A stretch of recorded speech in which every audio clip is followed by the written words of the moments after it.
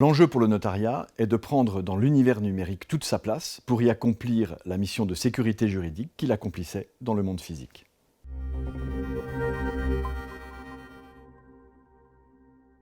L'enjeu du numérique pour le notariat, il existe à un double titre. Il existe sur le plan de la règle de droit et il existe sur le plan de l'exercice du droit. Sur le plan de la règle du droit, nous voyons arriver tout un tas de nouveaux actifs, les bitcoins, les tokens. Alors, qu'allons-nous répondre demain à un client qui va nous demander de payer une opération en token ou d'inclure dans une donation partage des bitcoins? De la même manière, certains de nos clients ont des sites internet qui peuvent avoir une valeur économique importante ou des chaînes YouTube dont ils tirent des revenus. Comment allons-nous traiter demain ces nouveaux actifs dans un divorce ou dans une succession? Est-ce que nos règles habituelles, nos distinctions du titre et de la finance, par exemple, sont pertinentes et est-ce qu'elles sont suffisamment efficaces pour répondre à leurs interrogations?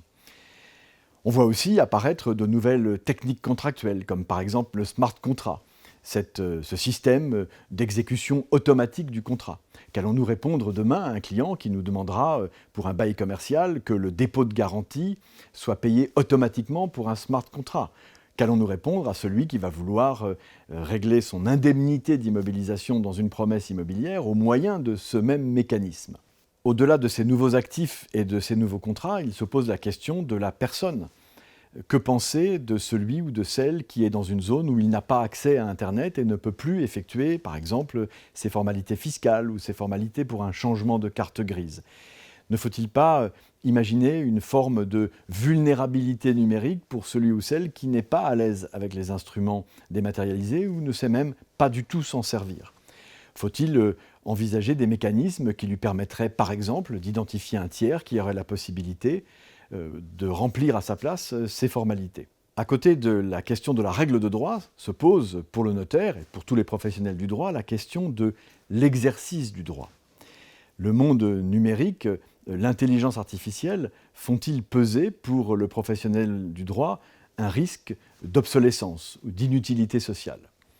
Luc Julia, un important chercheur de la Silicon Valley, qui sera d'ailleurs présent avec nous à Nice, explique que l'intelligence artificielle n'existe pas. On devrait en réalité parler d'intelligence augmentée, parce qu'elle n'est que le prolongement d'une intelligence humaine.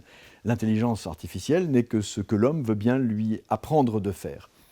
Eh bien, dans le même esprit, nous verrons ensemble qu'il y a dans cet univers numérique la place pour un juriste, pour un notaire, non pas artificiel, c'est-à-dire déconnecté de toute réalité physique, mais pour un notaire augmenté, c'est-à-dire un notaire qui prolonge dans l'univers dématérialisé la mission de sécurité qu'il accomplit au quotidien dans le monde physique.